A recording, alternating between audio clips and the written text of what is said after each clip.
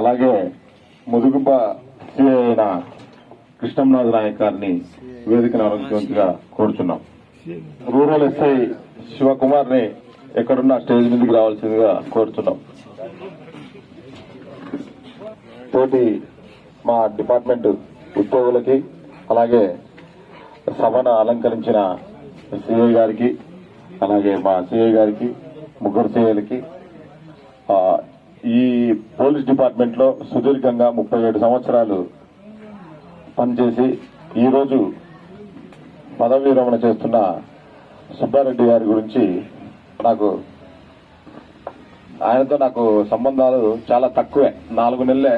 కానీ ఆ 4 నెలల్లో కూడా ఆయన చేసే వర్క్ కానీ అలాగే నేను లేకున్నా కూడా ఈ స్టేషన్ లో ఎస్ఐ లేడు అనే ఇది ఉండదు.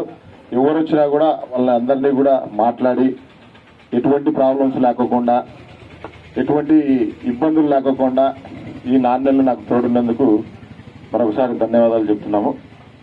ముఖ్యంగా ఆయన గురించి చెప్పాలంటే ఆయన మనసు విన్న మాట మాత్రం కరెక్ట్గా ఉంటుంది. దాన్ని చాలా మంది ఏమనుకుంటారంటే ఆవేశంగా మాట్లాడినాడు అని అనుకుంటారు. కానీ ఆయన మాట్లాడే మాటలు చాలా కరుగ్గున్నా కూడా ఆయన మనస్తత్వం చాలా మంచిది. ఎవరిని కూడా ఇబ్బంది పెట్టాలా అనే రకంగా మాట్లాడాడు. అలాగే చిన్నపిల్లని మనస్తత్వం అనమాట. ఎవరిని కూడా ఇబ్బంది పెట్టడం కానీ ఎవరినైనా అరచడం కానీ అర్చిన 2 నిమిషాలకే మళ్ళా దగ్గర తీసుకుని మా కానిస్టేబుల్తో వాళ్ళతో వీళ్ళతో మాట్లాడుతుంటా. నేను ఫస్ట్ స్టార్టింగ్ లో వచ్చినప్పుడు ఇప్పటి నుండి కుటుంబంతో ఈ టైం స్పెండ్ చేయాలని కోరుకుంటున్నాను. ఆరోగ్యాలతో బాగా ఉండాలని కోరుకుంటూ అలాగే వాళ్ళ పిల్లలు 2 పిల్లలు కూడా మంచి పొజిషన్ లో ఉన్నారు, ఎటువంటి ప్రాబ్లమ్స్ లేవు. అలాగే ఇన్ని రోజులు కూడా ఈ 62 సంవత్సరాలకు కూడా షుగర్ బీపీ ఎటువంటివి లేవు. అలాగే బాగా ఉంటూ ఇంకా ఆరోగ్యాలతో బాగా సుఖ సంతోషాలతో ఉండాలని కోరుకుంటూ సెలవు తీసుకుంటున్నాను. ఎంతసేపు చెప్పుకున్నా కూడా తక్కువనే. నేను చేసిన 2 సంవత్సరాల కాలంలో ఏ రోజు కూడా ఒక కంప్లైంట్ లో మాట్లాడినది లేదు. నేను ఏ కంప్లైంట్ వచ్చినా కూడా ఫస్ట్ టైగర్ ఉంది ఆడిపోయి చూసుకోపోంట, అక్కడే అయిపోతాయి, చెట్టు కిందనే అయిపోతే అక్కడి నుంచి అట్నే వెళ్ళిపోయింటారు. ఏ ఒక్క చిన్న సమస్య కూడా వచ్చిండదు. అదే మా కొలికి చెప్పినట్టు వాస్తవంగా మనసు అయితే వెన్ననే, మాట ఒక్కటే కట్టుకుంటుంది. ఫస్ట్ అతను కంట్రోల్లో తెచ్చుకుంటాడు. ఒకవేళ కంట్రోల్ ఇడు మాట వినడం లేదు సార్, ఇడు నీవే చూడాలంటాడు. అప్పుడు నేను వచ్చి మళ్ళీ మాట్లాడి పంపిస్తే కనుక అంత కామెడీగా 2 సంవత్సరాల కాలం కూడా నాకు 2 రోజుల్లాగా గడిచిపోయింది. నాకు ఇక్కడ చేసిన 2 సంవత్సరాల రోజులు కూడా ఏ గ్రామంలో అయినా కానీ ఏదైనా చెప్తే గనక ఏ టైంలో అయినా కానీ అక్కడ పోయి ప్రాబ్లం సాల్వ్ చేసి మళ్ళీ అక్కడి నుంచి కాల్ బ్యాక్ చేసేవాడు. నాకు ఏ రోజు కూడా ఒక్క చిన్న సమస్య అనేది మా టైగర్ నుంచి ఎవ్వరి కూడా వచ్చేది కాదు. ఏదున్నా కూడా సొంతం అనుకోవాలనుకుంటే సొంతం నాకు ఒక కొడుకు మాదిరి చూసుకోండి. నాకైతే ఏ రోజైనా కూడా నేను టైగర్ అని పిలిచేవాడిని. ఏ రోజు కూడా పెద్దానికి పేరుతో పిలిచినది లేదు. అందరూ ఒక కుటుంబం లాగా ఉన్నాము. నాదన చేసుకుంటా ఒక 2 సంవత్సరాల కాలము ఇటు నుంచి ఎటువంటి చిన్న రిమార్క్ లేకోకుండా పోయినా అంటే ఫస్ట్ కారణం ఎవరు అంటే నాకు మా టైగరే. ఏదైనా చెప్పినామనుకో నా దగ్గర ఏమన్నాడు పక్క ఏం నాకా పట్టింది నాకా ఏం నాకేం వేరే ఎవరు లేరా అంటాడు. వచ్చేది వచ్చిన సార్ అని చెప్తాడు. అట్లా మేమేమంటే ఎప్పుడు కూడా ఫస్ట్ లో బాధ అనిపించింది కానీ మళ్ళీ తర్వాత చాలా ఫ్రెండ్లీగా ఏదైనా కానీ ఎటువంటి ఇష్యూ పెద్ద ఇష్యూ వచ్చినా కూడా ఏం కాదులే సార్ అది నేను చూస్తాం కానీ అంటాడు. ఆ ధైర్యము మనము ఇప్పుడు ఆయన లేకపోవడం కొద్దిగా నాకు చాలా ఇబ్బందే, కానీ ఈ డిపార్ట్మెంట్లో ఇవన్నీ సహజము, బాగా ఉండాలని కోరుకుంటాం. తర్వాత ఇప్పుడు తులసి చెప్పినట్టు నాయక్ చెప్పిన దాంట్లో ఏ దాంట్లో కూడా అంటే అన్నీ కూడా నిజానికి మించినటివి. వాళ్ళు చెప్పిన మాటలు నిజానికి మించిన మాటలు. ఎందుకు చెప్తానంటే ఒక 2 ఎగ్జాంపుల్స్ చెప్తాను. నేను వచ్చిన కొత్తలో వీడికి వచ్చినప్పుడు రాజగోపాల్ ఎస్ఐ గారు ఉన్నారు. జూన్ 30 లోపు రిటైర్డ్ అయ్యే వాళ్ళందరికీ కూడా ఎలక్షన్ డ్యూటీ వేయొద్దు అనేది ఒక రూల్ ఉంది. అయితే మేము స్టార్టింగ్ లో జనవరిలోనో జనవరి 1 ఆ టైంలో తెలుసు మాకు మే 31 రిటైర్డ్ అవుతాడని. అయినా కూడా మేము ఇతనికి డ్యూటీ వేసాము, అంటే ఒక రూట్ ఇచ్చాము. అది తెలుసు, మా అందరికీ తెలుసు. అంటే వేరే ఆఫీసర్స్కి ఎవరికి చెప్పలేదు. అతను కూడా చెప్పినాము. సర్లే సార్ అన్నాడు.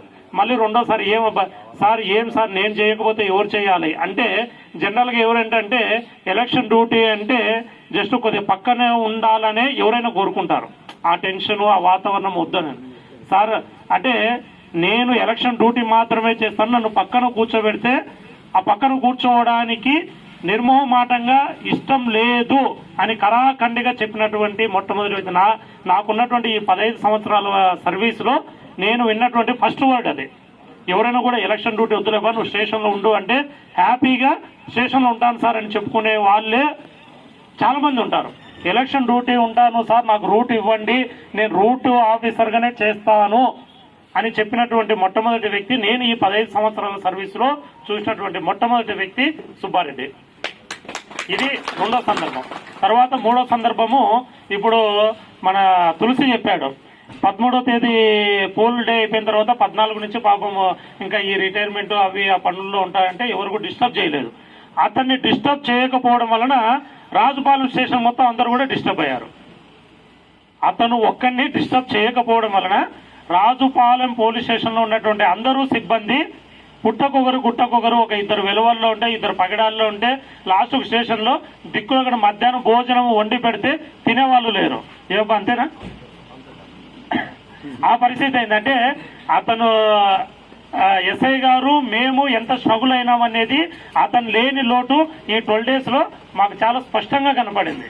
కాబట్టి అయితే రిటైర్మెంట్ అనేది అందరికీ ఖచ్చితంగా పోలీసుల్లో కానీ ఏదైనా డిపార్ట్మెంట్ అయినా కూడా జాయిన్ అయిన తర్వాత ఏదో ఒక రోజు రిటైర్మెంట్ కావాల్సిందే. నేను ఒక 3 నెలలు రూరల్ సిఐగా ఇన్ఛార్జ్ ఉన్నప్పుడు కానీ, రాజపాలెం పోలీస్ స్టేషన్ విజిట్ చేసినప్పుడు కానీ, జనరల్ గా ఈ 2.5 years లో చూసింది ఏమంటే, రాజుపాలెం పోలీస్ స్టేషన్ వదిలిపెట్టి మాక్సిమం ఆయన ఉండడు. రాజుపాలెం పోలీస్ స్టేషన్ లో ఎస్ఐలు ఏమో గానీ నాకు కనపడేది మాత్రం రాజుపాలెం పోలీస్ స్టేషన్ అంటే గుర్తొచ్చేది సుబ్బారెడ్డి. సో సుబ్బారెడ్డి ఉంటే రాజుపాలెం పోలీస్ స్టేషన్ లో ఏం ఇష్యూస్ రావు. ఏ ఇష్యూ కూడా నేనున్న 3 నెలల్లో గానీ ఎప్పుడైనా గమనించింది, సుబ్బారెడ్డి స్టేషన్ లో ఉంటే ఎలాంటి ఇష్యూ ఫ్లేరప్ అయ్యి పైకి పోయి అదొక పెద్ద ఇష్యూగా ఆఫీసర్ల నోటీసులకు పోయేంత ఇష్యూ ఏది రాలేదు. కాబట్టి రాజుపాలెం పోలీస్ స్టేషన్ కి ఒక పర్యాయ పదం లాగా సుబ్బారెడ్డి తన సర్వీస్ ఇక్కడ చేసినారు. సో అతని రిటైర్మెంట్ లైఫ్ అంతా హ్యాపీగా గడవాలని అతని కుటుంబానికి, అతనికి. అందరికీ నమస్కారం సార్. మా సుబ్బారెడ్డి సార్ 5 ఏళ్ల నుంచి మేము వినేనాం సుబ్బారెడ్డి సార్తో పాటు. మాకు పెద్ద Deepu sir Subbareddy sir station లో అన్ని విధాలు మంచి చెడ్డలని చెప్పే సారే.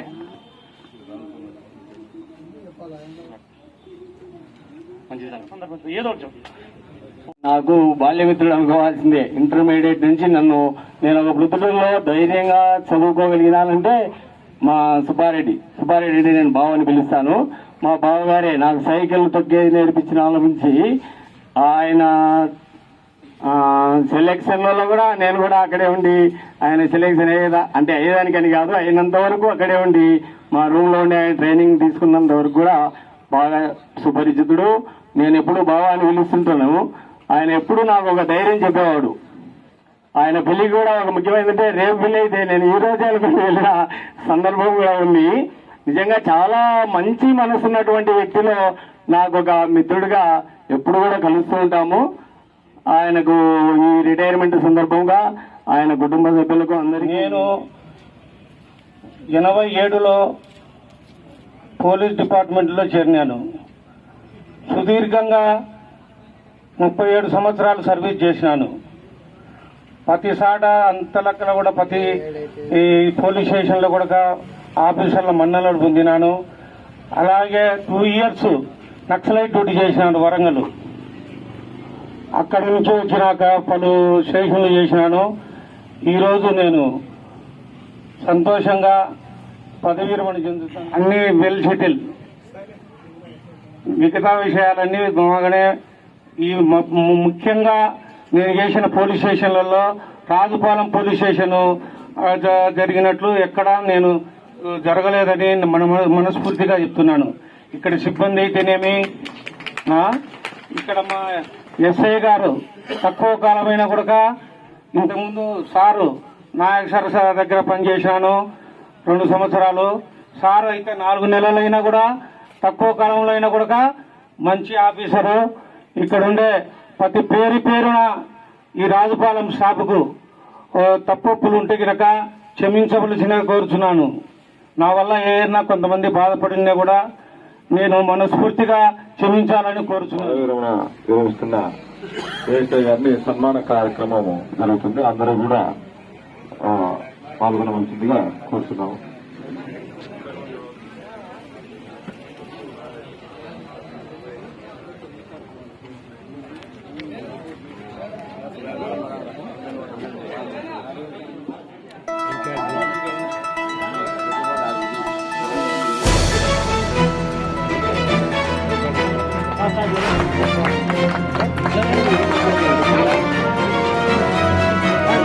యజమానులతో సత్కరిస్తున్న రాజపాలెం సిబ్బంది.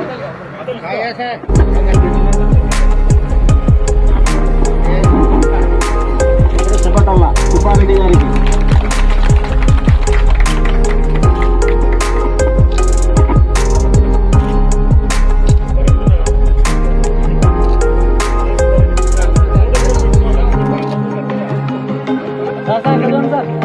నవ్వు కూడా మనసు తగ్గట్టుండల్లా.